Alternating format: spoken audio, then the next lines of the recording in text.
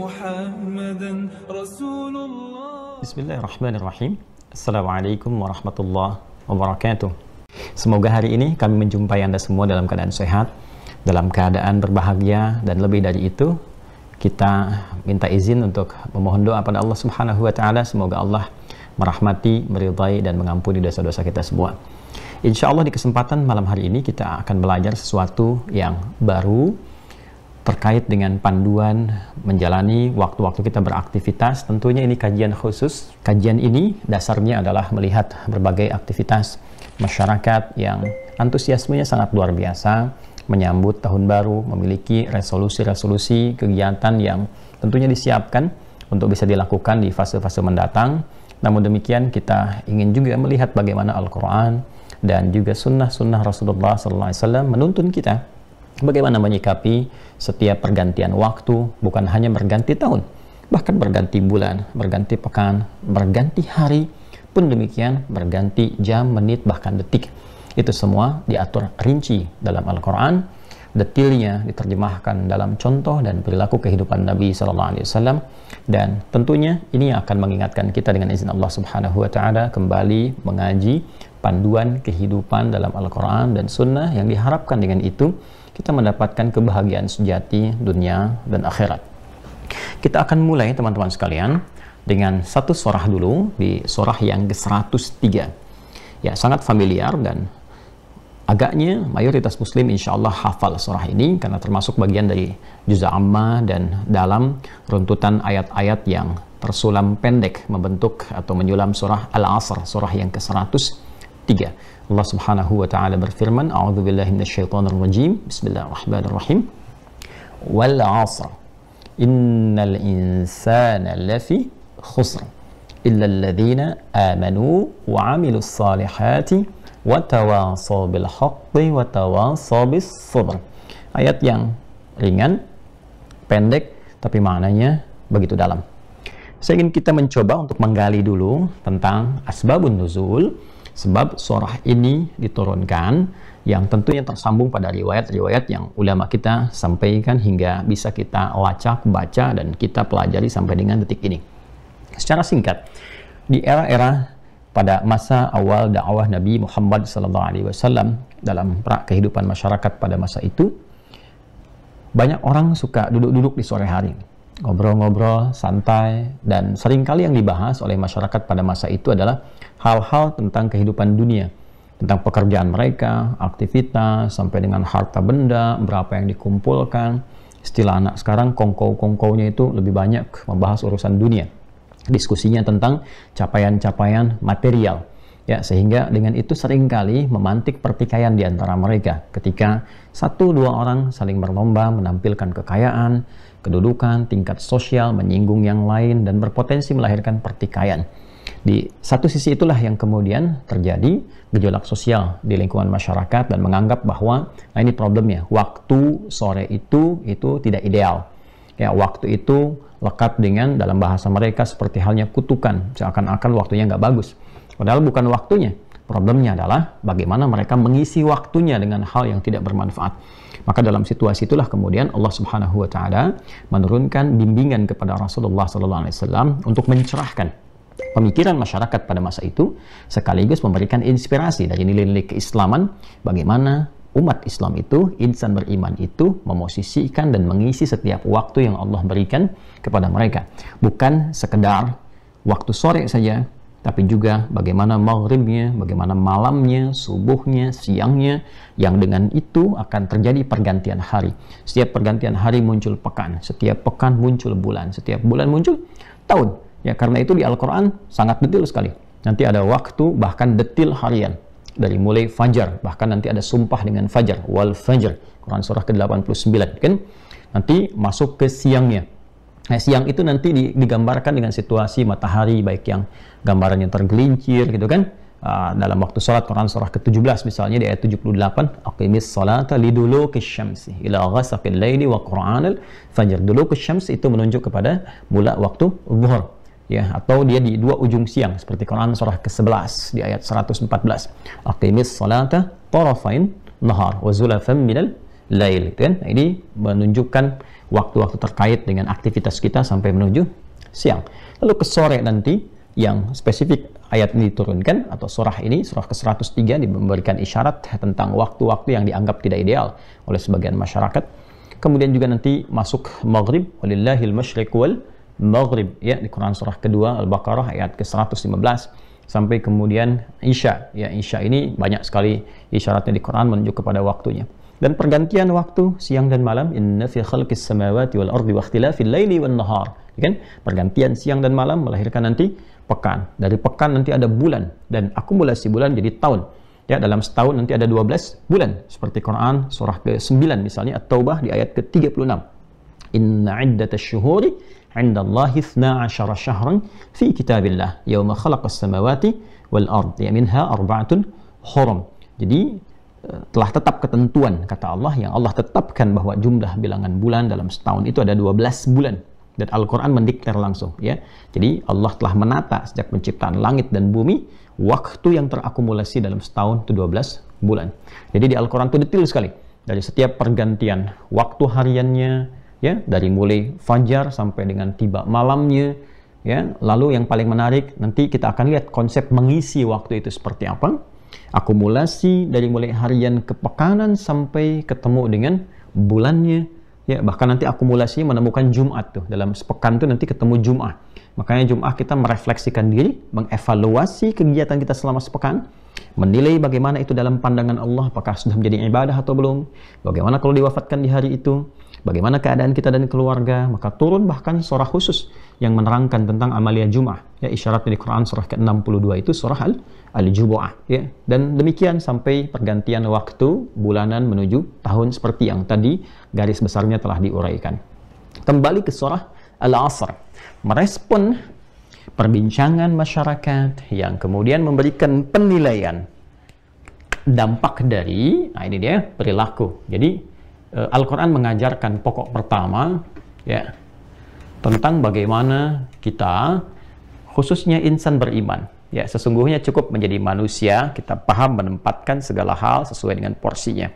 Tapi insan beriman senantiasa mendapatkan porsi tersendiri dalam Al-Quran. Mesti beda, mesti menginspirasi.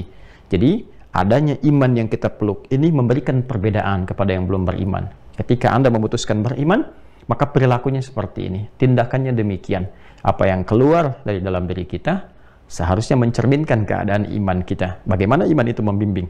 Nanti akan ditemukan bimbingan dari ujung kepala sampai ujung kaki, yang bahkan dimulai dengan kalimat iman itu sendiri. Dan sering saya sampaikan tentang ayat-ayat ini. Seperti ayat mata, imannya disebutkan dulu. Qul lil mu'minin, katakan pada pria-pria beriman, yaghuddu min absarihim, imannya akan membimbing ia untuk memandang yang baik. Ketika yang dipandang itu tak baik menurut imannya, maka ia akan dituntut untuk dipalingkan, ghaddul basar. Yaitu di Quran surah ke-24 ayat 30. Demikian yang perempuan di ayat 31-nya, wa qul lil mu'minati yaghuddna min absarihinna. Dan juga katakan, viralkan pada setiap perempuan yang menyatakan dirinya beriman. Imannya akan membimbing pandangannya mengarah kepada segala yang baik. Ketika yang ditatap itu tidak baik, maka ia akan membimbing matanya untuk mengalihkan kepada aspek lain yang lebih bermanfaat sampai ke ujung kaki. Ya, maka di sisi ini Quran membimbing kita setiap insan beriman berperilaku yang baik. Allah berikan setiap kesempatan waktu, bukan waktunya yang salah, ya, tapi cara kita mengisi waktu itu yang akan memberikan kesan. Jadi kalau perilakunya yang keliru, jangan dihukumi waktunya yang sifatnya netral, yang sifatnya terbuka. Ini juga pelajaran besar bagi kita semua. Ya, jangan sampai hal-hal yang sifatnya objektif, hal-hal yang sifatnya netral menjadikan kita memberikan penilaian, padahal yang membuat tempat itu, waktu itu, ruang dan waktu menjadi punya nilai karena perilakunya sendiri. Jadi tuntunan pertama, bersikaplah yang baik sehingga setiap kesan yang melekat pada tempat dan waktu yang membersamai perilaku kita akan juga ikut menjadi baik. Itu poin pertama. Dan akan menjadi saksi di akhirat kelak. Itu yang diisyaratkan misalnya di Quran surah Az-Zalzalah itu, ya. Idza zulzilatil ardu zilzalaha wa akhrajatil ardu afqalaha wa qala al-insanu ma laha yawma idzin tuhadditsu akhbaraha. Jadi setiap tempat yang kita pijak itu akan bersaksi di hari kiamat kelak bahwa si fulan di meja ini pernah menulis maksiat, ya si fulan di tapak ini pernah berbuat yang tidak baik, maka berikan kesan yang mulia pada tempat, ya, pada ruang dan waktu yang membersamai perilaku kita, supaya bersaksi di hadapan Allah, menunjuk pada kemuliaan kita, dan dia memberikan kesan yang baik dari mulai berkehidupan sampai dengan kita wafat. Ya, kadang kan nanti ada jejak di kemudian hari, napak tilasnya. Ya, oh ini si fulan pernah berceramah di sini, ditunjukkan tempatnya tuh. Tapi kalau seseorang pernah berbuat buruk dan kita berlindung kepada Allah dari perbuatan itu, tempat itu pun menjadi saksi bahkan saat di dunia. Ya, sekarang kan orang kalau misalnya berbuat buruk dihukum di pengadilan, dicek kan tempatnya di mana, diverifikasi lagi. Ya, kejadian di sini olah TKP dan seterusnya. Nah, itu di akhirat nanti ada olah TKP itu. Ya, mesti hati-hati itu. Olah TKP-nya lebih detail karena semua CCTV-nya adalah bagian-bagian, bukan hanya yang menyorot kita, ya, baik itu dari langit dan bumi, tapi setiap tempat yang kita pijak. Jadi yang pertama, ya, pokok yang pertama senantiasa menuntun kita, Al-Quran menuntun kita untuk bersikap atau berperilaku, ya, positif, baik, ya, di setiap tempat yang kita pijak, dalam setiap ruang dan waktu yang kita lalui, ya, ruang plus waktu yang kita lalui. Ini poinnya. Dimanapun, sebagai apapun, secara proporsional, ya. Anda di Indonesia, di luar Indonesia, dan sebagainya, bersikap yang baik, apapun profesinya, baik pejabat, rakyat, guru, dosen, pembimbing, termasuk ustadz, kiai, dan sebagainya. Karena di situ Anda, saya, kita akan dinilai. Nah, cukup menjadi muslim pasti baik, insya Allah, sepanjang mengamalkan ajaran Islamnya dengan cara yang benar. Yang kedua, juga kita diminta objektif menilai sesuatu, ya. Objektif dalam memberikan penilaian. Jangan sampai karena perilaku seseorang, gitu kan, objektif dalam penilaian. Jangan sampai karena perilaku yang dikerjakan dan perilakunya buruk, ya, lantas menjadikan ruang atau waktunya yang salah. Jadi karena tempatnya nih begini, padahal perilaku Anda yang menjadikan tempat itu menjadi tidak baik. Ya, kalau Anda memberikan kesan yang baik, maka akan terbangun baik. Ya, kecuali memang tempat yang diberikan nama sesuai dengan perilaku buruknya atau perilaku-perilaku maksiat yang melekat di dalamnya. Ya kan? Ya, Anda tentunya bisa menemukan banyak contoh yang kadang-kadang saya tak bisa mengungkapkan karena tidak tahu. Ya, karena juga bukan karena tidak tahu, kadang-kadang kita tahu tapi lisan tidak sanggup menyampaikan itu karena saking kotornya, ya. Nah, ini gambaran pertama ketika surah ke-103 itu diturunkan kepada kita, lalu Allah membuka dengan sumpah yang terkait dengan waktu. Wal 'asr. Nah, ini langsung mematahkan argumentasi yang terbangun di masyarakat pada saat itu terkait dengan waktu mereka saat duduk-duduk santai di penghujung sore berpindah kepada maghrib dan seterusnya. Wal 'asr. Biasanya huruf waw yang membuka satu kalimat dan diakhiri harakat akhir kalimatnya dengan kasrah, itu umumnya bermakna sumpah. Ya, umumnya bermakna apa? Sumpah. Ya kan? Jadi rumus cepatnya di awal kata, ya, awal kalimat ada huruf waw, kemudian setelah itu ada kalimat, biasanya menggunakan alif lam kalimatnya, biasanya menggunakan alif lam, dan akhirnya itu kasrah di akhir kalimatnya. Ya, maka wawnya bermakna sumpah, sering diartikan demi, kan? Wal fajri, kan? Ujungnya i, kan? Kalau kita nggak wakaf, ya, wasal di situ wal fajri walayalin ashar. Kalau kita wakaf wal fajr, tapi di akhirnya kasrah. Ya, kemudian al-lail, wal laili idza yaghsha, wal laili i ujungnya. Ya kan? Demikian seterusnya, ya. Wadduha bagaimana Ustaz? Ya, harakatnya kasrah juga. Ya, cuma nanti karena ada huruf illat di situ ada alif di ujungnya. Ya, alif, ya, di ujungnya itu tidak menerima harakat, maka di harakat sebelumnya diberikan fathah tegak, wadduha a, ya, padahal di ujung harakatnya itu i juga. Tapi nanti di ilmu sharaf ada illat tertentu menjadikan harakatnya tidak dicantumkan karena orang Arab berat untuk mengucapkan itu. Ini sumpah. Nah, yang penting untuk diketahui, bila di dalam satu ayat di Al-Quran dimulai dengan sumpah, ini menunjukkan kesan begitu serius.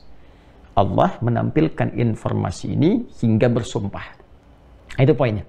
Ya, padahal Allah itu tak bersumpah pun pasti serius, pasti penting, karena semua yang difirmankan pasti ada maknanya. Semua yang diperbuat itu pasti ada tujuannya. Tidak ada ciptaan Allah atau firman Allah yang hampa makna, itu mustahil. Tidak ada yang demikian. Pasti ada makna. Tapi ketika diawali dengan sumpah memberikan kesan penekanan yang dalam. Ya, seakan-akan ingin membangun kesan yang kuat bahwa informasi ini tidak main-main disampaikan. Nah, biasanya kalau sudah bersumpah dan tidak main-main, artinya konsekuensinya juga dalam. Dan ya, Anda kalau mengatakan sesuatu pada orang lain, misalnya Anda katakan, Ustadz Adi besok akan mengajar, misal di Tanah Kusir. Nah, lalu Anda belum yakin, ya masa sih? Ya bukannya beliau baru datang, belum pasti, belum ada jadwal gitu kan? Lalu Anda katakan demi Allah. Nah, itu ada penekanan. Ya, jadi ketika Anda akan demi Allah, saya dapat info, beliau akan ngajar insya Allah nanti hari Sabtu ya sesuai jadwal di Tanah Kusir. Misal ketika Anda sampaikan demikian di kajian duha misalnya. Nah, ini kesan yang dibangun dengan kalimat demi Allah itu menjadi menguat. Ya, jadi yang tadinya orang kedua yang mendengar itu, objek pembicaraan Anda merasa ragu karena kalimat demi Allah itu, maka hilang keraguannya, naik keyakinannya. Saat yang bersamaan, hati-hati. Konsekuensi yang dibangun dari kalimat sumpah itu menjadi tinggi. Kalau benar sumpah itu disampaikan, nilainya semakin menguat. Nanti ketika terbukti, misalnya saya datang dan saya mengisi di kajian doha itu, kepercayaan objek itu semakin menguat kepada kita. Oh benar ya, besok-besok tanpa sumpah pun dipercaya, orang itu menjadi thiqah. Tapi sebaliknya, ketika apa yang disampaikan tidak terbukti, maka nilainya menjadi terbalik. Bukan hanya tereduksi kepercayaan itu, tapi nanti menjadi kesan-kesan negatif yang dibangun. Dia sumpah aja sudah nggak benar, kan? Nah, bagaimana kalau dia nggak bersumpah? Sumpah aja sudah nggak benar, ya? Nah, maka kesan yang dibangun di sini, kita ingin ambil pemahamannya untuk memahami ayat Al-Quran, tentunya tidak sama menilai firman Allah dengan perkataan manusia. Laisa kamitslihi syai', tidak sama memperhatikan dan mempelajari segala yang terkait dengan Allah dengan apa yang terkait dengan makhluk. Maka ketika Allah bersumpah, konsekuensi dari sumpah ini, ya, yang pertama menuntut kita untuk lebih serius dan fokus, ya, serius dan fokus menyimak, mempelajari, mengkaji informasi yang disampaikan di ayat itu. Yang kedua, tentunya informasi yang disampaikan mengandung nilai yang sangat penting sekali, kan? Saking pentingnya Allah bersumpah mengawali ayat itu. Jadi ini sesuatu yang tidak biasa, istimewa, ya, sesuatu yang istimewa. Jadi ada hal yang sangat istimewa, yang dengan keistimewaan itu kita diminta serius dan fokus menyimaknya, serta, nah ini, di balik keistimewaan ini tentunya ada potensi pahala yang melimpah atau rahmat yang sangat dalam. Potensi pahala yang melimpah atau rahmat yang sangat dalam. Kalau pahala itu pasti terkait dengan akhirat. Ya, kalau rahmat itu universal sifatnya. Bisa dunia, bisa juga akhirat. Ya, rahmat dunia misalnya kemudahan dalam beraktivitas, ya, pemaafan, pengampunan dari dosa-dosa, kemudian bimbingan Allah yang memberikan kebahagiaan bahkan di saat dapat musibah dan turunan yang lainnya. Ini poin-poinnya. Ya, 3 hal ini yang penting. Kemudian, mari kita fokus sumpah ini dilekatkan dengan awal kalimat asr, wal asr. Sering diartikan dengan masa, ya, waktu. Ada yang spesifik mengaitkan waktu ini dengan waktu sore, ya. Kaitan eratnya dengan asbabun nuzul yang tadi dikemukakan di awal, bahwa di waktu sore-sore sebagian masyarakat jahiliyah terbiasa tradisi mereka untuk duduk-duduk santai, bahasa kekinian kongko-kongko, kan? Tapi yang diobrolkan materialistik, dunia, foya-foya, pamer, sampai pada akhirnya terjadi perselisihan, penilaian yang sarkastik sampai melahirkan pertikaian dan sebagainya, sehingga mereka mengutuk waktu ini. Jadi ada yang spesifik mengartikan asar di sini ke sore maksudnya. Ya. Tapi dalam ilmu ulumul Quran juga, ya, di ulumul Quran khususnya terkait dengan bab asbabun nuzul, ada kaidah mengatakan, ya, kaidahnya mengatakan al-ibaratu bi'umumil lafzi la bi khususis sababi. Ya, hukum itu, inspirasi itu, makna itu, ya, itu dilihat dari keumuman lafaznya. Keumuman lafaznya. Jika memang lafaznya umum, ya, lafaznya general, maka tidak harus dikhususkan kepada sebabnya. Kaitan dengan ini, walaupun kejadiannya sore, kalau lafadznya bukan menunjuk spesifik sore, maka yang berlaku adalah keumuman lafadznya, bukan spesifik asbab nuzulnya, ya, waktu sorenya. Karena itu kalau kita dapati misalnya masa wal masa, ya udah pasti sore itu. Ya, Wal fajar udah pasti apa? Udah pasti subuh itu, fajar itu. Ya, tapi ketika disebutkan asar, apa itu asar? Asar itu makna awalnya bukan menunjuk kepada sore. Ya, tapi setiap waktu yang membersamai aktivitas kita. Setiap momentum yang kita lalui. Jadi setiap aktivitas kita yang beriringan dengan waktu atau dibalik waktu yang mengiringi aktivitas kita dalam setiap masa. Itu disebut dengan apa? Asar. Makanya diartikannya demi masa. Ya, karena waktu yang terus mengiringi aktivitas kita itu orang Arab menyebutnya dengan asar. Al-waqtul ladzi yu'asiruna fahuwa asrun. Jadi secara lafaz sekarang pun asar. Secara lafaz ya. Tapi nanti detil waktunya menunjuk misalnya sekarang misalnya maghrib.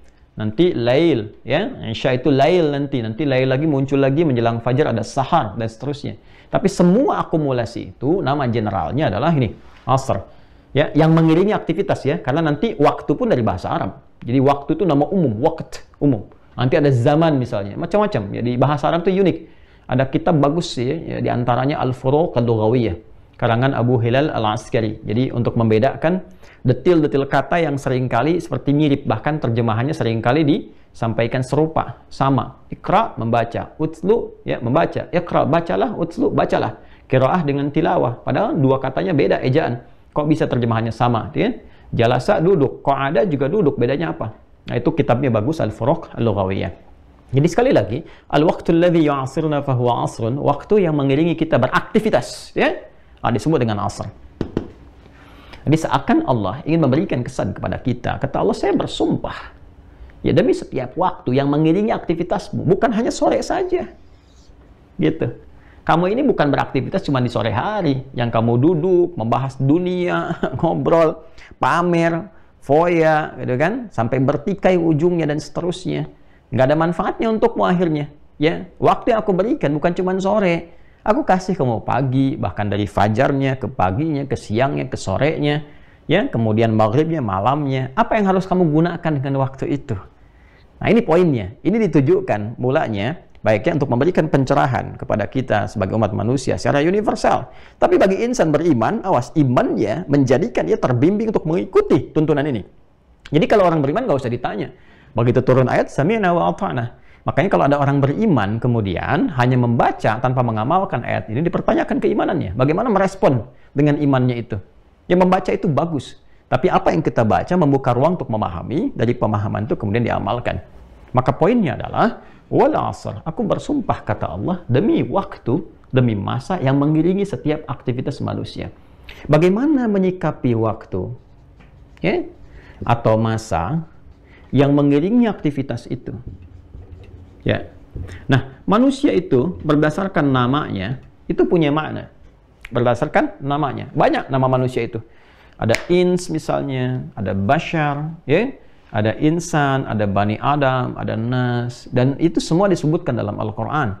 Bahkan dengan penekanan-penekanan tertentu. Inilah indahnya Al-Quran. Diksinya sempurna. Ya, kalau ini rekayasa manusia, misal seperti yang dituduhkan sementara pihak, maka tidak akan mungkin terjadi presisi yang tinggi dalam setiap diksinya. Penempatan kata yang sesuai dengan maknanya, konteksnya. Tapi karena ini firman Allah, maka Masya Allah, kapan ditempatkan ins, ya ma'syaral jinni wal ins, wa ma khalaqtul jinna wal ins. Selalu ins. Nggak pernah disebutkan bashar misalnya atau insan. Ins dan jin dipasangkan. Pasangannya ada 18 kali. Dan itu paradoks keduanya maknanya, ya. Secara langsung. Dan ada makna tersendiri. Bashar misalnya disebutkan sebanyak 35 kali dalam Al-Quran. Dan bashara ini sekali. Konteksnya pun sangat luar biasa. Sesuai dengan apa yang disampaikan dalam informasinya. Kemudian ada nas, menunjuk pada sifat sosial. Kemudian ada bani Adam, 7 kali disebutkan dalam Al-Quran, menunjuk pada genealogi yang tersambung pada Adam. Dan konteksnya sesuai.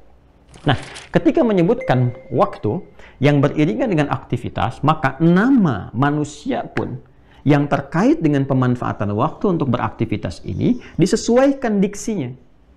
Tepat pilihannya, yaitu al-insan. Nggak ya? Insan, al-insan, disebutkan setidaknya sebanyak 65 kali dalam Al-Quran, kurang lebih, ya, dan menunjuk kepada nama bagi manusia berdasar totalitas aktivitasnya. Totalitas aktivitasnya. Jadi dari bangun tidur sampai dengan tidur kembali, makhluk yang beraktivitas. Makhluk yang berkehidupan dari bangun tidur sampai tidur lagi, mengiringi setiap waktu yang diberikan, itulah al-insan, itulah manusia. Maka perhatikan, wal 'asr. Ya Allah menyampaikan, aku bersumpah demi waktu, kesempatan, momentum yang aku berikan kepadamu untuk diisi dengan berbagai aktivitas. Bukan cuma tahun baru, bukan cuma berganti tahun, bukan cuma berganti bulan, berganti pekan, ya, berganti hari, bahkan setiap detik per secondnya. Bahkan mungkin ada satuan, bila pun ada satuan terkecil di bawah detik, ya sama, setiap waktu yang diberikan. Ya, kata Allah, innal insana, pakai taukid lagi, inna. Ya, inna harfu nasbin, harfu nasbin, wa taukidin tansibul isma, wa tarfa'ul khabara, mabniyun 'alal fathi, la mahalla lahu minal i'rabi. Singkatnya huruf penguat. Ya, penegas. Jadi kalau sudah ada inna, ya ini taukid itu penguat, penegas. Ya, Allah tegaskan. Cara memahaminya, aku bersumpah, kata Allah, demi waktu, masa yang aku berikan pada manusia untuk beraktivitas. Innal insana, sungguh, ya kan?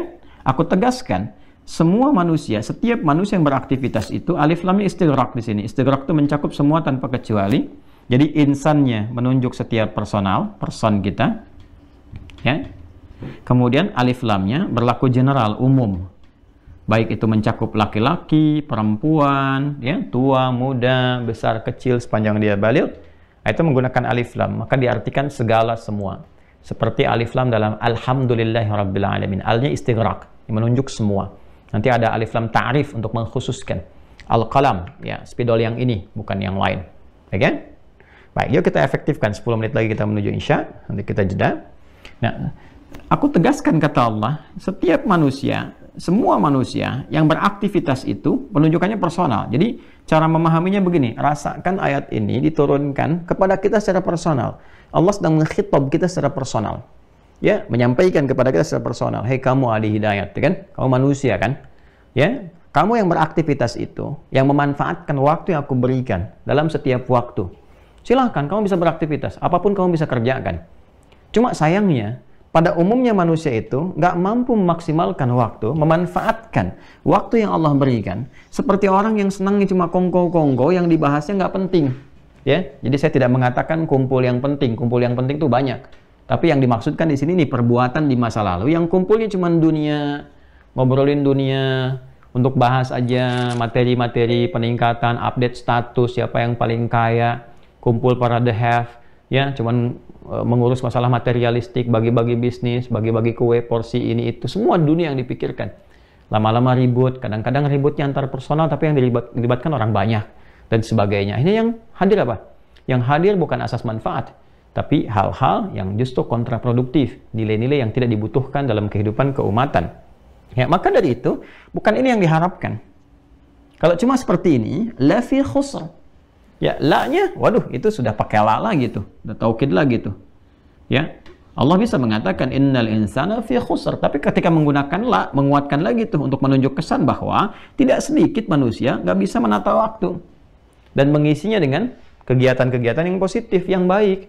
Sehingga apa? Ketika diberikan kesempatan waktu, diisi dengan yang tidak bagus, sayangnya banyak ruginya, terbuang waktunya. Anda diberikan modal 24 juta untuk berniaga supaya mendapatkan hasil. Pulang cuma bawa 4 juta, 20 jutanya dipakai untuk hal-hal yang tidak penting. Rugi kan 20 juta? Kita diberikan 24 jam dalam sehari. Berapa yang berkualitas? Ya kan? Berapa yang punya nilai positif? Berapa yang punya nilai di hadapan Allah? Maka, kalau cuma perilakunya seperti ini, seperti orang-orang jahiliyah dulu, ya kan? Yang memang iman belum meresap kepada jiwanya, kegiatannya penuh dengan aktivitas dunia dan sebagainya. Ini sudah pernah terjadi di masa lalu. Orang beriman tidak boleh begitu. Ya, orang beriman bukan datang menyikapi waktu pesta-pesta, pesta pora, gitu kan? Hanya untuk bikin kumpul-kumpul, ya kadang-kadang bahkan berbuat maksiat. Minum-minum, ada yang berzina, ada yang mabuk dengan segala rupa. Apa yang didapatkan dari itu semua? Lalu kalau berganti waktu, Anda cuma mengisi dengan pesta pora seperti itu, ya, dan kadang berbuat maksiat, apa yang Anda dapatkan? Lalu bagaimana kalau Anda diwafatkan dalam situasi seperti itu? Ya kan? Ya, apa yang bisa diraih? Jadi Islam mengajak kita berpikir cerdas, memanfaatkan setiap waktu sehingga berkualitas, punya nilai lebih, baik untuk dunia pun demikian dengan akhirat. Ya, alih-alih jadikan untuk pesta, kita bahagia boleh silahkan, tapi lebih daripada itu evaluasi diri. Ya, Anda hidup sampai tahun 2023, tapi coba dilihat ke belakang. Lihat, ukur lagi, evaluasi lagi. Sudah punya asas manfaat apa sih sampai dengan hari ini, di tahun berganti ini? Ya, punya legasi apa yang ditinggalkan kalau pulang menghadap Allah? Dan sebagai apa Anda? Sebagai anak sudah berbakti pada orang tua dari sekian umur yang Allah berikan kepada Anda. Sebagai orang tua, sudah punya prestasi apa terhadap anaknya? Ya kan? Sehingga jadi kebanggaan di hadapan Allah ketika Anda pulang. Oke, Anda pemimpin di kantor misalnya. Baik, dari sekian Anda berkehidupan sampai tahun ini, apa yang Anda hasilkan di kantor Anda, untuk karyawan Anda, ya, untuk teman-teman Anda? Anda punya amanah kedudukan, jabatan, dan sebagainya. Apa kebijakan yang Anda buat yang punya kebanggaan di hadapan Allah ketika pulang? Atau setidaknya menurunkan legasi yang menjadikan nama Anda harum di lingkungan masyarakat. Itu poin-poinnya. Pun demikian dengan kita rakyat dan sebagainya. Jangan sampai lafi khusr. Ya, aktivitas yang dikerjakan mengiringi waktu yang Allah berikan itu hanya meniti kerugian saja, khusr. Rugi aja. Dan ininya tidak pakai alif lam lagi, lafi khusrin, khusrin. Ini nakirah nih. Kalau sudah nakirah berarti ragamnya banyak nih. Ya, ragamnya banyak saya ragamnya.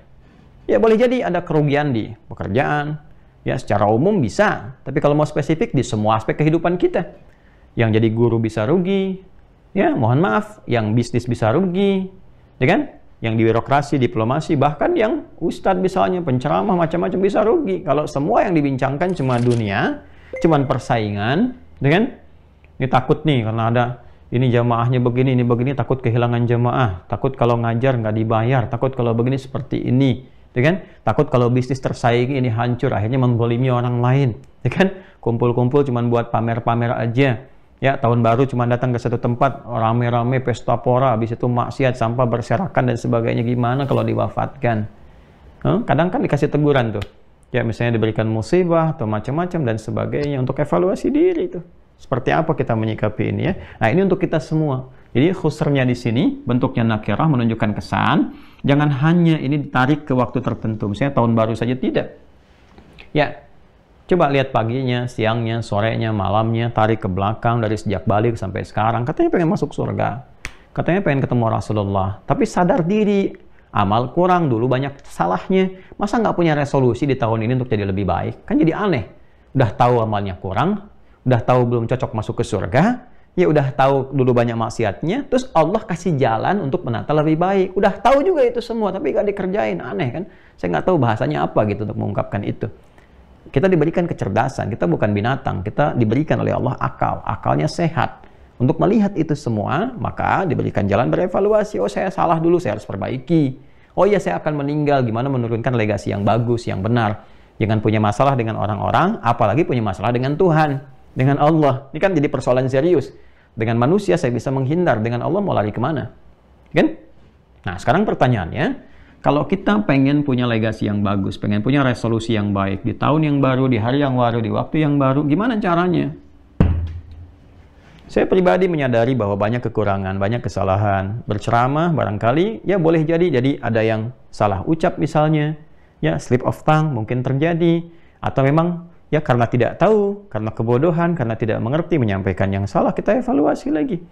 Minta masukan, kita teliti, oh ini memang salah, maka betulkan. Oh yang ini salah paham karena ada perbedaan, maka diterangkan. Dan tidak harus menguasai orang untuk mengikuti apa yang kita sampaikan. Fadzakir innama anta mudzakir lasta alaihim bimusaitir. Kata Allah, ya Muhammad SAW ingatkan. Kamu ditugaskan oleh Allah itu untuk mengingatkan, bukan untuk menguasai orang. Maka kalaupun ada perbedaan, kita menghormati. Tak masalah. Orang mengambil itu, apakah kemudian ingin sepakat atau tidak, yang penting di jalur yang benar. Tugas selesai, disampaikan. Ya? Tapi bukan berarti kita berhenti sampai di situ, tapi nilai apa yang kurang untuk diperbaiki. Sekarang, kalau kita ingin keluar dari kerugian ini, bila ada kalimat disampaikan, kita ingin keluar dari situ, ingin jadi sisi yang berbeda, ya kan? Ya, maka di sini di dalam bahasa Arab disampaikan pakai ila, ya, illa. Nah, jadi ini konsep dasar nih. Jadi kalau kita ingin keluar dari satu hal, ya, memahami hal yang lain atau ikut kepada hal yang lain, maka pakai illa. Termasuk di syahadat kan? Asyhadu an la ilaha illa. Aku bersaksi bahwa nggak ada Tuhan nih, nggak ada Tuhan, nggak ada Tuhan. Kalau sampai sini ateis nih. Nah, illa, kecuali. Nah, kan keluar dari pemahaman itu, kecuali illallah. Ya, biasanya kalau sudah ada illa, yang setelah illa itu, maka itu yang difokuskan. Cuma itu saja. Ya, cuma itu saja. Istinaf itu kan pengecualian. Nah, ketika itu dikecualikan, yang ini, yang selain itu fokus kita tuh. Hanya itu aja. Yang lain tetapi kan. Nah, sekarang pertanyaannya apa saja setelah illa ini dan bagaimana cara memahaminya? Itu yang insya Allah akan kita bahas setelah menunaikan sholat Isya berjamaah.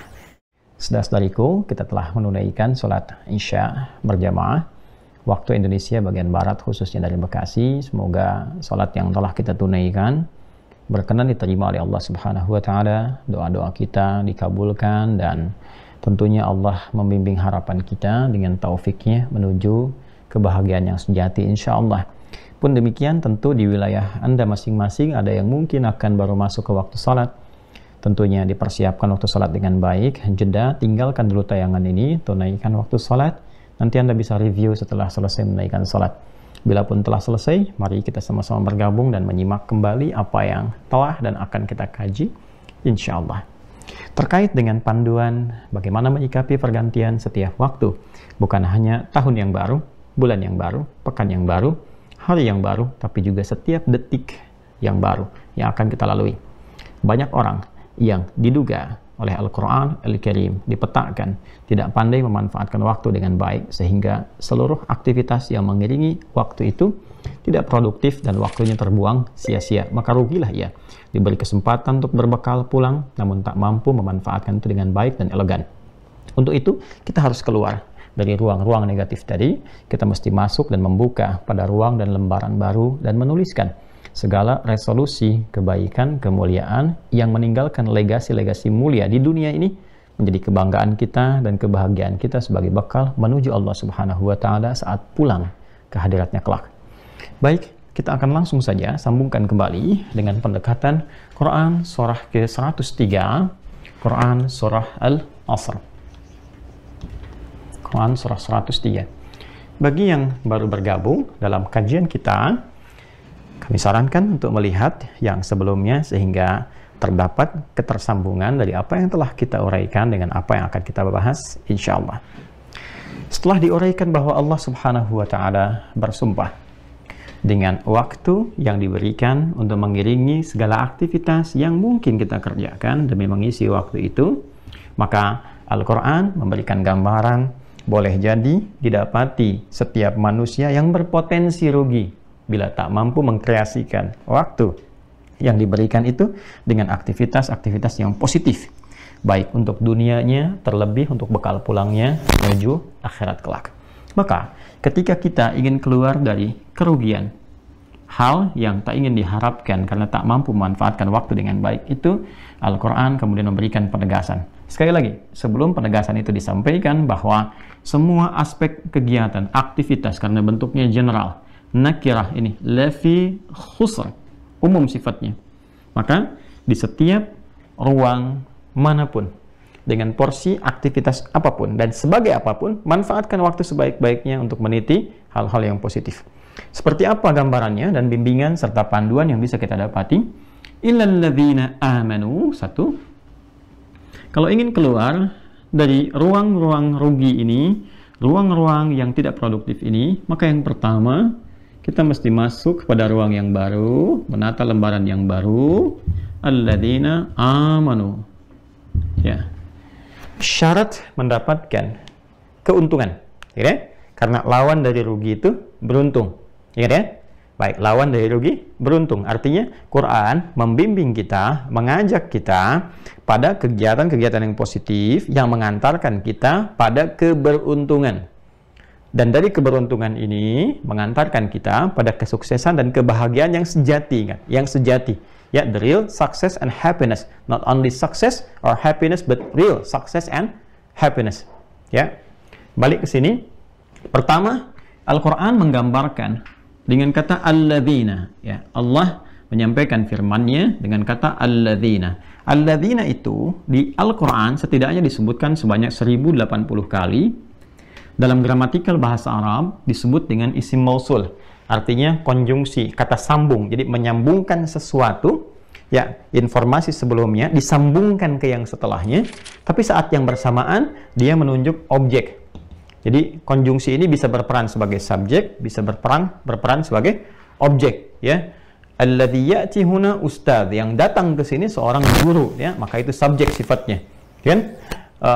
Huwallazi aradtahu, dialah orang yang engkau inginkan, itu objek. Ya, maka di sini kita diposisikan oleh Al-Quran sebagai objek, ya. Tapi saat yang bersamaan diarahkan menjadi subjek kebahagiaan dan subjek kesuksesan yang sejati.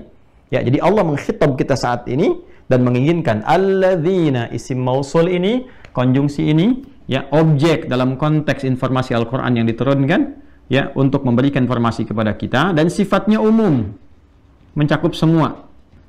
Ya, alladzi untuk satu orang, gendernya biasanya kepada laki-laki, gitu kan, atau umumnya mudzakkar yang tidak bercabang. Allati gendernya umumnya untuk perempuan atau sesuatu yang bercabang, gitu kan. Bercabang ini maksudnya perempuan diposisikan kepada muannats, ya, karena dia mengandung dan melahirkan. Artinya berkembang, ya, ada keturunan dari rahim perempuan. Laki-laki karena nggak ada rahim dan nggak ada potensi melahirkan, maka masuk dalam kategori mudzakkar. Mudzakkar itu yang tidak berkembang, ya, yang tidak berkembang, yang tidak melahirkan, dan yang tidak berganda setelah itu, yaitu mudzakkar namanya. Makanya kata ganti yang mengacu kepada Allah itu dhamirnya mudzakkar, bukan ingin menunjuk kepada gender Allah laki-laki perempuan, bukan, tapi ingin menunjuk kepada kesan bahwa Allah tidak bercabang, Allah tidak bersekutu, Allah tunggal, ya. Makanya sifatnya apa? Ahad. Qul huwallahu ahad. Huwa, bukan hiya. Qul huwallahu ahad. Jadi dari kata ganti aja sudah menunjukkan sifat Allah Subhanahu wa taala yang tunggal. Balik ke sini. Alladzina bentuknya jamak, mencakup semua kalangan. Baik, ya? Nah, kalau kita ingin perjelas, ini mungkin ada sebagian teman-teman Ustadz ini penghapusnya kayaknya harus mulai difungsikan karena agak banyak, atau penanya mungkin diganti ingin lebih tebal, ya. Kita ganti dulu supaya ada kemudahan bagi kita untuk bisa meneruskan. Jazakallahu khair. Sekarang kita teruskan. Alladzina maknanya umum, ini artinya mencakup semua kalangan, baik itu laki-laki, perempuan, ya, besar, kecil, tua, muda, dengan semua status sosial kehidupannya tanpa kecuali. Ya, dari sini dapat kita pahami bahwa yang diinginkan oleh Allah itu sukses, bahagia, bermanfaat, bukan satu dua orang, bukan satu dua kalangan, bukan si kaya, tidak si cukup, bukan si ustadz, ya, tidak si jamaah, bukan orang yang punya kedudukan, bukan sebatas rakyat semata, tidak, semua tanpa kecuali. Ini menunjukkan kasih Allah yang sangat dalam, dengan itu disebut dengan Rahman dan Rahim. Baik, dari sini teman-teman sekalian, sekali lagi kita mesti menyadari bahwa ketika Allah bersumpah, sumpah itu juga disertai dengan kasih Allah yang sangat dalam, sayang Allah yang sangat luas, yang menginginkan setiap hamba itu memiliki kebahagiaan yang sejati. Setiap hamba punya karakter yang punya value, karakter yang bernilai, ya, karakter yang bermanfaat dan berkemajuan. Apa peran di sini yang penting digariskan dari bahasa Al-Quran? Alladzina. Ya, kan? Nah, syarat pertama bagi semua orang yang menginginkan kebahagiaan yang sejati itu, kesuksesan, keberuntungan itu, pertama iman, amanu. Dan ini bentuknya jamak, karena ini alladzina, maka ininya ikut jadi ujungnya amanu, ya, kan? Ya, disebutkan dalam bentuk kata kerja past tense, ya. Kalau past tense itu diantara maknanya kata kerja menunjukkan kesan penguat. Jadi di bahasa Arab itu kalau Anda ingin mengungkapkan satu bentuk kata kerja yang disertai dengan nilai penguatan, maka bentuk dengan kata kerja madhi, ya kan? Fi'il madhi atau bentuknya past tense, maka ada sifat penguat di situ. Jadi seakan-akan sifat penguatnya begini, pegang, cepat, ambil iman itu, ya kan? Ambil iman itu. Jadi yang pertama, syarat keberuntungan, syarat kebahagiaan itu iman. Ya, ini poinnya. Quran ingin memberikan pelajaran besar bahwa menjadi insan beriman itu artinya menjadi insan yang sukses. Menjadi insan beriman itu adalah insan yang bahagia. Menjadi insan yang beriman itu adalah insan yang beruntung. Jadi kalau ada orang beriman dengan segala aktivitas kehidupannya belum mendapatkan kebahagiaan, dipertanyakan, digunakan nggak imannya? Tuh kan? Diikuti nggak tuntunan imannya? Atau hanya sekedar klaim saja? Saya beriman, iya saya beriman, tapi iman itu tidak diikuti petunjuknya. Karena setiap orang yang punya iman, itu nanti akan dikonfirmasi getaran imannya, yang secara otomatis membimbing bagian tubuhnya untuk bersikap secara sempurna. Ya, contoh konfirmasinya secara langsung saja saat mendengar suara adzan misalnya. Itu yang diisyaratkan di Quran surah ke-8 Al-Anfal ayat kedua. Innamal mu'minuna alladzina idza dzukirallahu wajilat qulubuhum. Insan beriman yang sejati itu ya bisa dilihat cirinya jika disebutkan nama Allah ada getaran di hatinya. Nah, saat adzan kan kalimat pertama disebutkan nama Allah. Allahu Akbar, Allahu Akbar, ya kan? Baik, maka ketika mendengar itu kadang ada konfirmasi kan di hati kita, ya Allah sudah adzan, kan? Bahkan di tempat yang I was in America gitu kan, and we are minority ya, until ya kita until gabungan bahasa Inggris bahasa Arab ini nyambung pegal juga gitu ya teman-teman, until now gitu kan bahasa Inggris bahasa Arab, jadi masih nyambung tuh. Alhamdulillah kita misalnya yang kemarin di Amerika minoritas, dan dalam kondisi itu Masya Allah gitu ya, ada masjid tapi kan suaranya nggak bisa keluar. Di Indonesia Alhamdulillah ya, teman-teman yang walaupun dikatakan minoritas kan serba terbuka. Di gereja loncengnya bisa berbunyi gitu kan, dan juga tetangga kita bisa akrab, yang Hindu, yang Buddha, yang Konghucu, yang Muslim juga demikian. Di Amerika umat Islam minoritas punya masjid, nah, suaranya nggak bisa keluar, di dalam aja gitu, dan nggak bisa tahu yang di luar itu karena nggak dengar suara adzan. Maka konfirmasinya apa? Ini yang paling menarik. Dari waktu sholat tuh kalau ada adzan tuh ada getaran di jiwa, walaupun nggak ada adzan. Tiba waktu sholat ada getaran. Sudah zuhur belum nih? Sudah asar belum nih? Sudah maghrib belum nih? Bahkan dia pengen tahu waktu sholat. Itu yang disebut isyaratnya di Quran surah keempat An-Nisa ayat 103. Ya, fa idza qadaytumus salata fadhkurullaha qiyaman wa qu'udan wa 'ala junubikum fa idza tma'nantum fa aqimus shalah. Ujungnya lihat, innas salata kanat 'alal mu'minina kitaban mawquta. Sungguh salat itu bagi insan beriman, ya dia tahu tuh waktunya telah ditentukan. Jadi insan beriman tuh tahu waktu salat. Imannya membimbing dia untuk bertanya kapan salat. Nah, ini iman. Ya, jadi menjadi orang beriman, menjadi insan beriman itu mengantarkan dia sejatinya pada kesuksesan, kebahagiaan yang sejati. Ya, nanti kebahagiaan itu rumusannya banyak. Ada yang memilih passion harta, dia bahagia dengan hartanya, tapi hartanya bermanfaat dan beruntung dia dengan harta itu. Ya, bukan hanya dunia, bisa juga ke surga. Ya, dan akhiratnya gitu, mengantarkan pada kemuliaan. Nanti ada yang memilih kedudukan, dan dia sukses dengan kedudukan itu, tak tanggung, dia menjadi misalnya tingkat yang tertinggi. Dan dia bisa mengkonversi kebijakannya untuk melahirkan kebahagiaan, baik di dunia, apalagi akhirat. Ada yang tidak memilih harta, tak memilih kedudukan, dia pilih ilmu misalnya. Ya kan? Dengan ilmu itu dia manfaatkan sebaik-baiknya untuk mendapatkan ridha Allah. Orang dapat banyak manfaat, dia bahagia dengan ilmu, dan dia mendapatkan garansi saat kembali kepada Allah di akhirat. Ada yang memilih dengan tenaga, dia berbakti dengan tenaganya. Dia wakafkan tenaganya untuk kebaikan, bantu orang banyak. Orang menyebutnya kurang harta.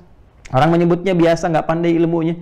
Orang menyebut gak punya kedudukan, tapi boleh jadi dia lebih cepat sampai ke surga karena tenaganya dia konversikan untuk membentuk hal-hal positif dalam kehidupan dunia karena Tuhannya, karena Allah. Nah, itu di dalam kehidupan era Nabi banyak kemudian Nabi contohkan sehingga sahabat memilih. Nabi kan komplit di semua aspek, bisa ditiru. Makanya sahabat ada yang memilih di harta benda seperti Utsman bin Affan radhiyallahu taala anhu, Abdurrahman bin Auf radhiyallahu taala anhu. Ya, ada yang di birokrasi, ya di pemerintahan kedudukan seperti Amr bin As radhiyallahu taala anhu, ada yang di militer seperti Khalid bin Walid radhiyallahu taala anhu. Ya, ada yang di ilmu pengetahuan seperti sahabat Sayyidina Ali bin Abi Thalib radhiyallahu taala anhu, Abu Hurairah radhiyallahu taala anhu. Ada yang di tenaga, harta sudah, kedudukan sudah, ilmu sudah, beliau di tenaga seperti Bilal ya bin Rabah radhiyallahu taala anhu, dengan tenaga, dengan suara, dengan adzan. Ditawari harta, beliau menolak karena bukan passionnya yang beliau pilih. Ya, nah ini poinnya. Jadi iman itu mengarahkan kita pada kemuliaan. Dengan beriman itu mesti mulia. Ya, ingat ya, dengan beriman mesti mulia. Nah, temukan getaran iman itu di hati kita. Nanti akan membimbing, itu otomatis. Ketika Anda mengatakan, saya beriman, itu akan otomatis. Iman itu memberikan sinyal. Ya, tinggal nanti dilihat sinyalnya lemah atau kuat. Nah, kuat, nanti akan ada perilaku-perilaku yang didorong oleh iman yang menjelma menjadi perbuatan yang positif. Ya, didorong itu dari imannya. Kalau lemah, kita mesti kuatkan, nanti ada caranya.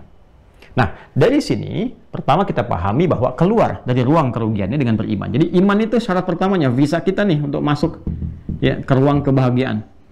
Ada ruang kebahagiaan, ruang keberuntungan yang sejati, visanya iman. Dan jangkauannya, dimensinya bukan cuma dunia, sampai akhirat. Sampai akhirat. Nanti yang pertama dikonfirmasi imannya dulu nih.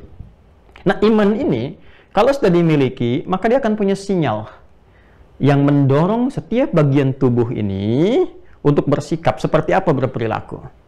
Ya, perilaku, bersikap itu bahasa Arabnya disebut dengan amal. Nah, amal itu aktivitas, pekerjaan, sikap, amal. Nih, aktivitas yang tadi kita tuliskan ini. Ini bahasa Arabnya amal nih. Amal. Ya. Nah, amal ini, bila sudah ada iman dalam dirinya, dalam kolbunya, maka amal ini akan dituntun oleh iman. Ya, mata punya amal. Apa amalnya? Aktivitas mata itu apa? Memandang, melihat. Telinga punya amal, mendengar. Lisan punya amal, bertutur. Ya, tangan, ya, bergerak, menulis, mengetik, dan sebagainya. Kaki melangkah. Ini punya amal bagian tubuh kita. Ini tubuh kita dulu ya. Nah, bila sudah ada iman dalam jiwa ini, dalam kolbu kita, maka dia akan memancarkan cahaya ke semua bagian tubuh. Dibimbinglah semua bagian tubuh ini untuk beraktivitas yang benar. Beraktivitas yang baik sesuai dengan tuntunan iman. Nah, amal yang dibimbing oleh iman, sehingga pancarannya menggerakkan semua bagian tubuh untuk bersikap ya dengan tuntunan Allah, karena sumbernya iman itu dari Allah. Maka berubah amal ini memiliki sifat yang disebut sholih namanya. Salih, kan? Semakin banyak yang mengerjakan amal, ya, bahasa kata kerjanya amila, kan? Sifatnya amal, maka jamakkan tambah u di ujungnya, amilu. Tuh. Salihnya jadi bentuk jamak, salihat. Nah. Ketika ini dijamakkan, memberikan kesan bahwa yang berpeluang mengerjakan amal saleh bukan 1-2 orang. Dan lintas profesi, bukan cuma ustadz yang bisa beramal soleh, kiai, ya, habaib misalnya, muallim dan sebagainya, tidak. Anda, maaf, ya, pegawai bisa beramal soleh, birokrat bisa beramal soleh, diplomat dengan semua turunannya, ya, sampai home staff, sampai ke misalnya dubes, sampai ke atasnya ke menlu, ke menteri, ke presiden, ke bawah ada gubernur, ada bupati, wali kota, ya, semua turunan jabatan bisa berpeluang beramal soleh. Kemudian pebisnis, pedagang dengan hartanya bisa beramal saleh. Ya, ilmuwan dengan ilmunya, baik di agama ataupun di umum, sepanjang punya iman, maka dia akan kreasikan knowledge-nya, pengetahuannya untuk melahirkan amal saleh. Pun demikian, yang memilih pekerjaan pun, ya, dengan tenaga, dia akan beramal saleh. Sepanjang apa? Sepanjang ada imannya. Jadi kalau ingin keluar dari aspek kerugian ini, perbanyak amal saleh. Kapan amal ini jadi saleh? Kalau dibimbing oleh iman. Dan orang beriman pasti perbuatannya soleh. Karena itu dari awal saya sampaikan pembuka bahwa semua bagian tubuh kita ketika diisyaratkan oleh Al-Quran untuk berfungsi, seringkali imannya didahulukan. Qul lil mu'minina, iman dulu, yaghuddu min absarihim, untuk pandangan. Iman membimbing mata melihat. Yang benar, yang bagus lihat, yang tak bermanfaat palingkan. Sering saya sampaikan itu. Dan ini getarannya terasa sampai ke mata dan bisa membedakan. Kalau sudah ada iman itu nggak sembarangan gambar bisa dilihat, kan? Nggak sembarangan ya pemandangan bisa ditatap, tidak. Imannya mengonfirmasi, bukan akalnya. Akal masih menimbang, timbangan ini timbangan, tidak. Iman tuh langsung mengonfirmasi, bimbing, palingkan, otomatis itu, automatically. Ya, lisan juga begitu. Ya ayyuhalladzina amanu la yaskhar qaumin qaum. Hai orang-orang yang telah menyatakan beriman, amanu tuh. La yaskhar qaumin qaum. Lisan dibimbing berkata yang baik, berkata yang mulia, jangan mencela. Ya, jangan saling mencela. La yaghtab ba'dukum ba'dha. Jangan bikin hoax. Kan? Nabi mengonfirmasi, man kana yu'minu billahi wal yawmil akhir falyakul khaira aw liyasmut. Siapa yang merasa beriman pada Allah dan yakin dihisab di hari kiamat nanti, maka lisannya akan bertutur, katakan yang baik. Tak mampu dia diam. Nah, inilah iman yang mengkreasikan semua bagian tubuh kita bersikap yang mulia. Nanti kalau sudah baik, ya. Nah, karena ini amal ini dibimbing oleh iman, menjadi baik dan dinilai oleh Allah, punya value akhiratnya, maka secara otomatis dia punya nilai akhirat. Ketika punya nilai akhirat karena dilakukan ya sebagai ketaatan kepada Allah, maka masuk dia sebagai konteks ibadah. Ya. Jadi bukan hanya sebatas ritual. Ritual pun nggak mungkin dikerjakan kalau nggak ada iman. Makanya sholat tuh nggak mungkin sholat kalau nggak ada iman. Kan? Nggak mungkin. Kalau coba-coba ya orang bisa lakukan. Tapi sholat yang benar dilakukan itu nggak mungkin kecuali kalau ada iman. Makanya kalimat salat pertama di Quran itu terletak setelah iman. Al-Baqarah ayat 3. Alladzina yu'minuna bil ghaib wa yuqimuna shalah. Iman dulu baru salat. Puasa setelah iman. Al-Baqarah ayat 183. Ya ayyuhalladzina amanu kutiba alaikumusiyam. Ya kan? Ya, iman dulu baru apa? Puasa. Jadi ini ketika dikerjakan bagian dari ibadah. Tapi bukan cuma itu saja. Semua kegiatan kita bukan sekedar ritual. Aktivitas sosial kita itu berpeluang jadi amal soleh saat yang bersamaan jadi ibadah. Menepati janji pakai iman dulu. Ya, di Al-Maidah kan pembukanya menepati janji. Ya ayyuhalladzina amanu aufu bil uqud. Hei orang-orang yang telah merasa punya iman, bangun interaksi sosial dengan cara yang benar, berkeadilan, berkemajuan, tepati janji, tepati komitmen. Ya, saya ustadz punya janji, tepati. Ya, Anda misalnya pejabat punya janji, tepati, komitmen, tepati. Ya, bisnis punya komitmen, tepati. Ya, ketika menepati itu, yang dibimbing oleh iman, pekerjaan itu hasil dari bimbingan iman, maka terkonversi kemudian, ya, terkonversi kegiatan ini menjadi ibadah. Orang yang mengerjakan ibadah disebut dengan abdun. Jamaknya disebut dengan ibadun. Tuh. Kalau sudah menjadi ibad, ujung kepala sampai ujung kaki dipuji oleh Allah. Ya, dipuji aktivitasnya. Maka turunlah surah ke-25 Al-Furqan itu kan, ketika Allah menyampaikan wa ibadur rahmanil ladzina yamshuna 'alal ardi hauna wa idza khatabahumul jahiluna qalu salama. Ibadur rahman, hamba-hamba Allah yang penyayang itu kalau jalan, tadi jalannya aja udah kelihatan bagus. Auranya punya cahaya, ya, punya aura tertentu. Ya, bisa aura taat, aura kasih, aura sayang, aura macam-macam dan terkumpul dalam wajahnya. Jadi kalau orang melihat itu teduh gitu ya. Banyak ulama yang ya kalau ingin ya membuat semangat lagi, kadang-kadang lihat wajah ulama yang lain. Ada orang-orang yang ketika dilihat mengingatkan dia sama Allah, bikin khusyuk, bikin semangat. Ada yang seperti itu kelihatan auranya. Ya, terus kalaupun ada hal-hal yang provokatif, dia bisa merespon secara proporsional. Kapan merespon tegas, kapan tenang, kapan nyaman, kapan melihat, ini nggak ada apa-apanya gitu kan. Ya, dan ini indah. Nanti sampai ke surga, dititi sampai ke atas. Maka ini kepribadian yang sangat mulia dan setiap nafas hidupnya, setiap detiknya itu selalu manfaat. Manfaat dengan semua proporsi kehidupannya sebagai anak, suamikah, istrikah, ayahkah, ibuhkah, dan pengabdiannya dalam konteks kehidupan berbangsa dan bernegara. Jadi ini yang harus kita viralkan tuh ini. Bukan yang aneh-aneh. Ya, yang kita viralkan tuh asas manfaat, asas kebaikan, ya, asas keimanan, asas kemanusiaan, ya kan? Yang dihiasi dengan adab, nih adab semua nih. Ya kan? Nilai-nilai yang menyatukan, ya, nilai-nilai musyawarah, nilai-nilai keadilan, ya, nilai-nilai berkemajuan, nilai kemuliaan, semua yang bermaslahat dalam kehidupan kita. Nah, nanti setelah itu kalau sudah membiasakan ini, maka semua bagian tubuh kita akan cenderung kepada kebenaran. Ya, kebenaran yang baik. Jadi kalau kita sering melatih, ya termasuk saling mendoakan ya. Saya, Anda, kita semua dari ujung kepala sampai ujung kaki sering dilatih menjadi baik, menjadi baik, menjadi baik. Nanti kecenderungannya selalu benar. Nggak mau berucap kecuali yang benar. Sulit. Ya, berkata yang tidak baik itu sulit. Ya, mencari celah aja untuk mengelak itu susah gitu. Telinga tuh pengen dengar yang benar, yang baik aja. Sulit untuk mendengar yang tidak bagus. Yang tidak benar tuh nggak enak dengarnya gitu ya. Manipulasi macam-macam dan sebagainya sampai ke ujung kaki ini. Nah, ada kebenaran yang sifatnya umum, masih punya ragam pandangan yang berbeda. Versinya kata si fulan ini benar, kata yang lain belum tentu benar. Itu sidqun namanya. Ma yahtamilu sidqa wal kadhib. Tapi kalau kebenaran mutlak yang langsung dibimbing oleh Allah, itu disebut dengan haq namanya. Haq. Al-haqqu min rabbika fala takunanna minal mumtarin. Quran surah kedua Al-Baqarah ayat 147. Haq. Ya, haq itu kebenaran mutlak yang sumbernya dari Allah. Nggak bisa ditolak. Mau pakai apapun, argumentasinya, mau pakai logika, pakai apa-apa, ya tetap akan mengarah kepada kebenaran itu. Karena mutlak sifatnya. Ya, seperti kita katakan misalnya matahari, ya terbit di timur, tenggelam misalnya di barat, dia siang bisa terang benderang, malam gelap, itu kebenaran mutlak. Ya, yang sulit untuk kemudian kita mengelak, ya kaidah-kaidah umum yang kita dapatkan.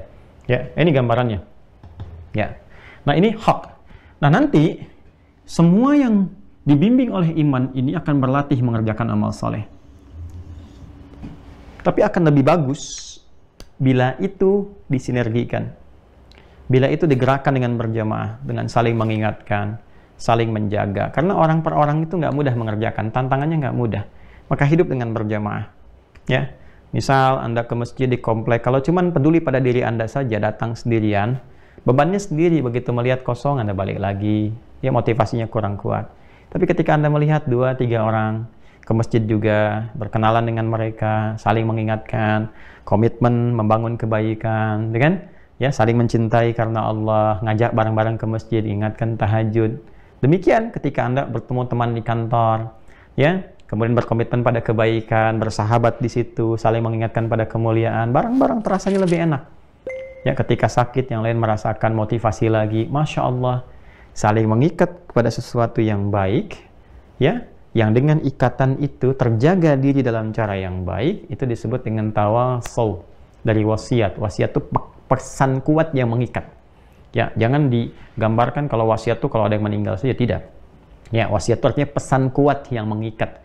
Kenapa pesan orang sebelum meninggal disebut dengan wasiat? Karena biasanya lebih kuat tertanam pada jiwa pendengar dan lebih mengikat. Ya, waktu sehat mamah bicara, sholatnya nah, ya nanti ya. Begitu infus, ya dipasang segala tabung oksigen, sholat ya, iya ma, sampai nangis ya. Apalagi pas bikin wasiatnya. Nah, wasiat itu pesan kuat yang mengikat. Allah berwasiat, artinya Allah memberikan pesan kuat yang mengikat. Wa wassaynal insana biwalidayhi ihsana, seperti Quran surah ke-46 ayat 15, ya. Allah memberi pesan kuat yang mengikat pada setiap anak berbakti pada kedua orang tuanya. Ya, sekalipun ada mungkin orang tua yang masih beda keyakinan, tidak menghalangi dia berbakti dalam konteks keduniaan. Itu ada di Quran surah ke-31 ayat ke-15.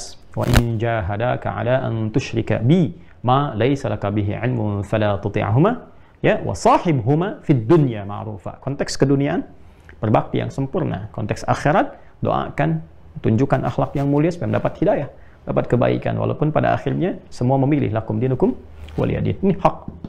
Kalau kita gabungkan saling mengikat, saling mengajak, mengingatkan pada kebenaran mutlak, maka katanya menjadi tawasaw, wa tawasaw bil haq, wa tawasaw bil haq. Nah, ini.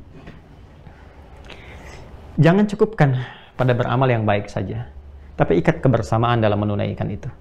Ya, supaya bisa istiqamah. Istiqamah itu diantara caranya ya, punya teman, punya lingkungan yang bagus. Ikat, ajak, saling ingatkan. Ya, kalau ada yang salah, jangan didukung kesalahannya, ingatkan supaya berubah. Kadang penyakitnya begitu.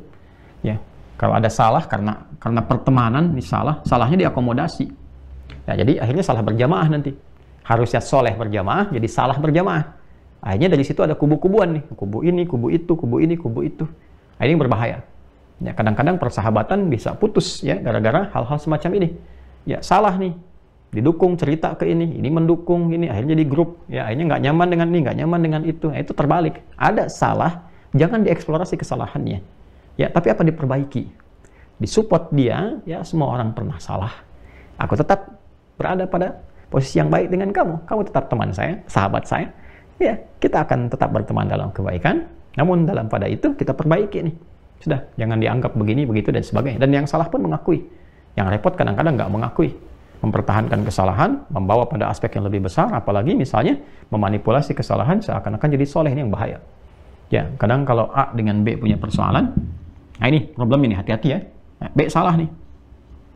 Lalu menyebarkan kesalahan itu dengan manipulasi, dengan cara yang tidak benar. Sehingga orang merasa yakin bahwa kesalahan B ini sebetulnya bukan salah, ya, tapi soleh.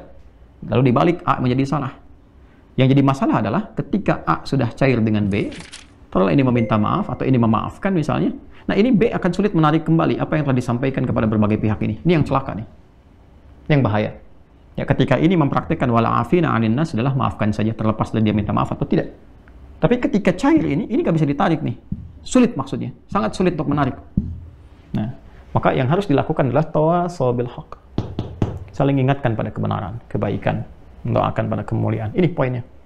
Kalau ini bisa dijaga, iman dijaga, amal soleh dilestarikan, tawasaw bil haq dilakukan, tinggal sabar aja, jalani sampai meninggal. Sabar. Ya, sabar. Dan sekarang sabar ini menjadi semarak.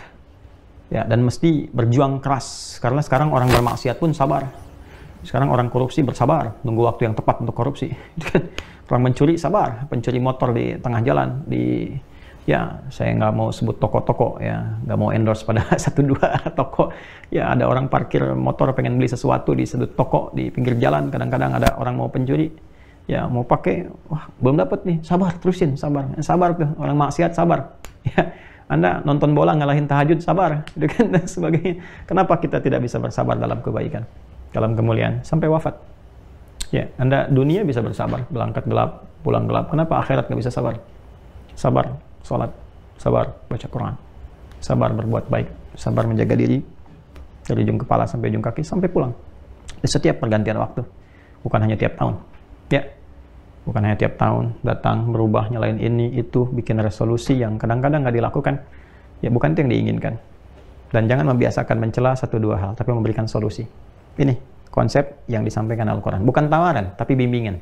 Kalau tawaran Anda boleh milih, tapi bimbingan ada konsekuensi di dalamnya.